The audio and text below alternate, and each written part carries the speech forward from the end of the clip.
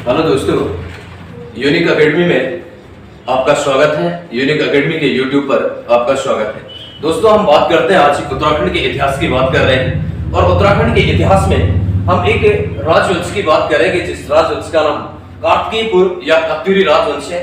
इसे कार्तिकेयपुर और कत्यूरी राजवंश के नाम से जाना जाता है।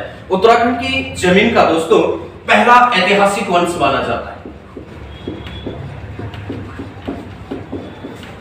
पहला ऐतिहासिक वंश है दोस्तों उत्तराखंड की जमीन का।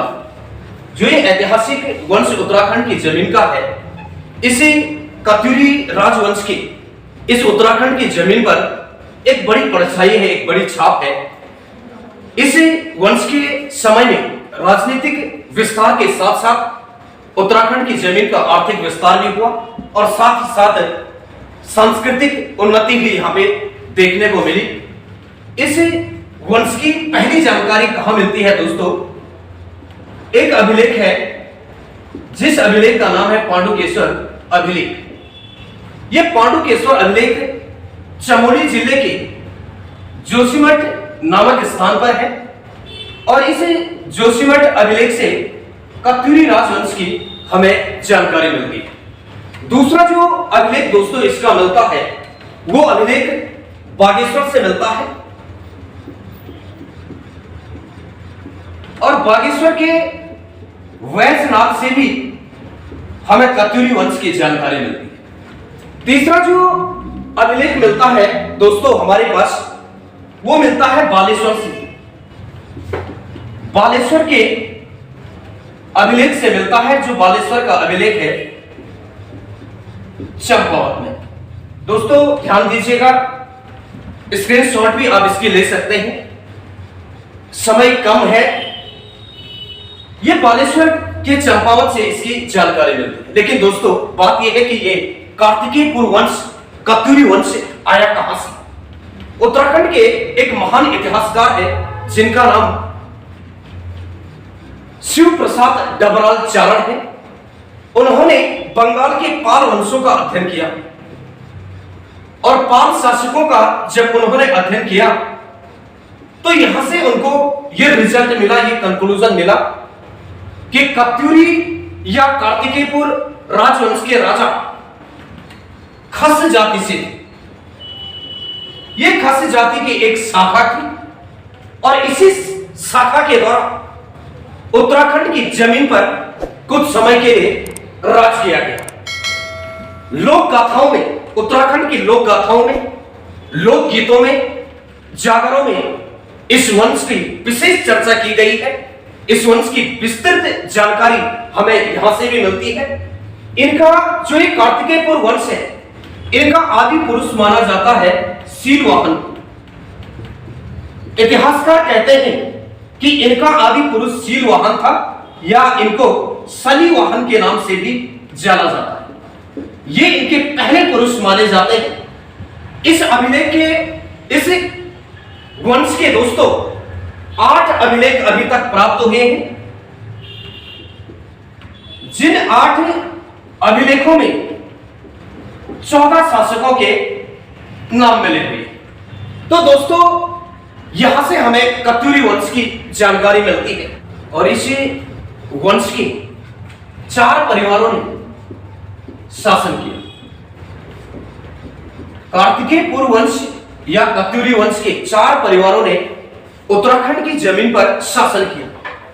दोस्तों इन 4 परिवारों को इतिहासकारों ने अलग अलग हिस्सों में बांटा है। पहला जो परिवार था वो परिवार था वसंत देव का परिवार।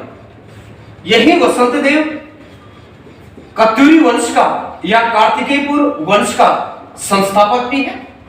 दूसरा जो परिवार था वो परिवार था निम्बर देव का परिवार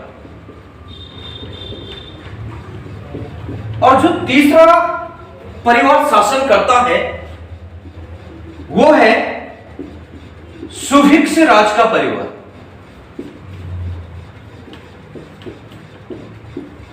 सुभिक्ष राज का परिवार शासन करेगा और चौथा जो परिवार है वो परिवार है अशांति देव का परिवार। इसी अशांति देव को कई इतिहासकारों ने नरसिंह देव के नाम से भी पुकारा। इसी का नाम नरसिंह देव मिलता है। तो ये चार परिवार उत्तराखंड कत्यूरों के ये चार परिवार उत्तराखंड पर शासन करेंगे। हम एक एक परिवार में अब बात करते हैं, एक एक टॉपिक उठाकर बात करते हैं। पहला जो शासक था वो था वसंत देव। वसंत देव का परिवार है, उस परिवार में पहला शासक है वसंत देव। इसी वसंत देव को वासुदेव के नाम से भी जाना जाता है। उत्तराखंड के लोक गीतों में, लोक गाथाओं में वासुदेव को ही कत्यूरी वंश का संस्थापक माना गया है और इतिहासकारों ने इनको वसंत देव बताया है। ये दो नाम एक ही है, लोक गाथाओं में वासुदेव है और इतिहासकारों ने इसका नाम वसंत देव बताया। दोस्तों, इसके द्वारा एक उपाधि ली गई थी जिसका नाम था परम भट्टारक महाराजा अधिराज। ये उपाधि है परम भट्टारक महाराजा अधिराज। कत्यूरी वंश का संस्थापक है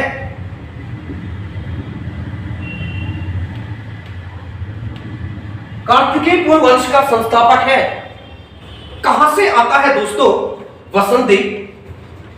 वसंत देव शुरुआत में कोई शासक नहीं था, एक स्वतंत्र शासक नहीं था। वसंत देव कन्नौज के शासक यशोवर्मन का एक सामंत था। उत्तराखंड की तलहटी में, उत्तराखंड के क्षेत्रों में कन्नौज के शासक यशोवर्मन के रक्षक के रूप में वसंत देव कार्य करता था। एक टाइम आया जब कन्नौज पर आक्रमण हो गया। इस कन्नौज पर आक्रमण हो जाता है और कन्नौज पर जो आक्रमण करता है वो कश्मीर का शासक करता है और कश्मीर के शासक का नाम है ललितादित्य मुक्तिपीठ। ये जब कन्नौज पर अभियान करता है, आक्रमण करता है, तो यशोवर्मन पराजित हो जाता है और जब यशोवर्मन पराजित हो जाता है तो वसंत देव ने देखा कि मेरा बॉस, मेरा बादशाह पराजित हो चुका है, कन्नौज की सत्ता बिखर चुकी है। तो वसंत देव अपने आप को उत्तराखंड की जमीन पर स्वतंत्र सत्ता स्थापित कर देता है और उत्तराखंड के चमोली में, चमोली के जोशीमठ में एक नया वंश स्थापित कर देता है जिस वंश को जाना जाता है दोस्तों कार्तिकेयपुर राजवंश। और यह कार्तिकेयपुर एक स्थान है जो कि चमोली जिले के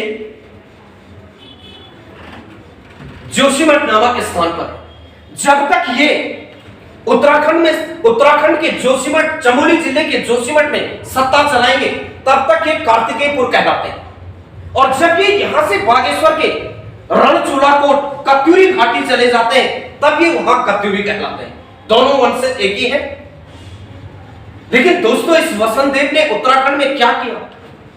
इस वसंत देव ने उत्तराखंड की जमीन पर चमोली के जोशीमठ में एक ऐतिहासिक मंदिर बनाया और ये ऐतिहासिक मंदिर है दोस्तों नरसिंह मंदिर। और इस नरसिंह मंदिर की खासियत यह है कि आज वर्तमान में बद्रीनाथ भगवान की जो मूर्ति है वो शीतकाल में इसी मंदिर में उनकी पूजा होती है। शीतकाल में बद्रीनाथ के कपाट बंद हो जाते हैं और भगवान बद्रीनाथ की पूजा इस नरसिंह मंदिर में होती है। तो यहां से दोस्तों ये नरसिंह मंदिर वाला महत्वपूर्ण एक प्रश्न यहां से पूछा जाता है। इनके पत्नी का नाम बागेश्वर अभिलेख में, बागेश्वर से एक अभिलेख जो इनका मिलता है कत्यूरी का, उस बागेश्वर अभिलेख में इनकी पत्नी का नाम राज नारायणी देवी मिलता है। इनकी पत्नी का नाम है राज नारायणी देवी और जो मिला बागेश्वर के अभिलेख से।